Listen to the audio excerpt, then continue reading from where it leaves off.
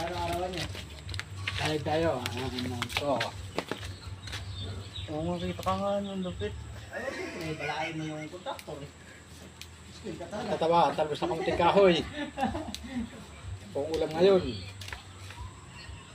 Mahirap naman siguro kung ikaw maglilibor ka na tapos iyo yung mag-skill. Eh... Ha? Panguha po tayo ng libreng ulam. Di mas okay na... Ay, masasama si Ikon sa inyo, masasama si Alagos.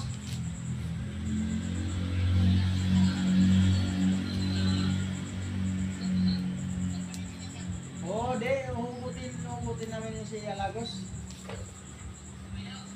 Ha? Puta na, nagpaparescue na nga. Oh, pakagawa lang.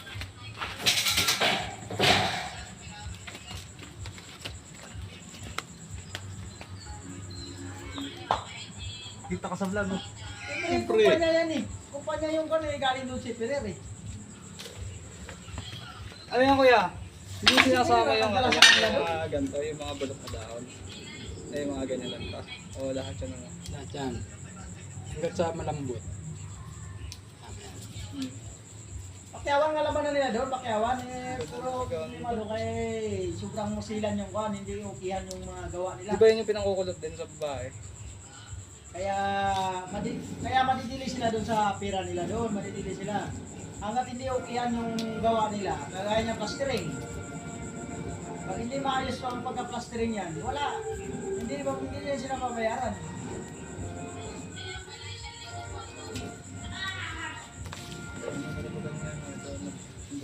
Isang linggo pundo yun, may kumpanya yun eh. Basta mga company, kaya may kurado yan na kung desidido ba yung tao na papasok. Kasi pag hindi desidido yan, hindi magtagal sa isang linggo pundo. Alis yan.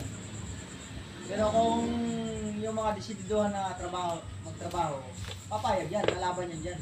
Kasi matagalan yan, may company yan eh.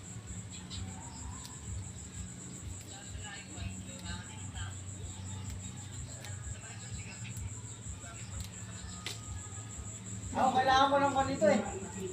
Kailangan ko ng aso, may mga aso ay dyan.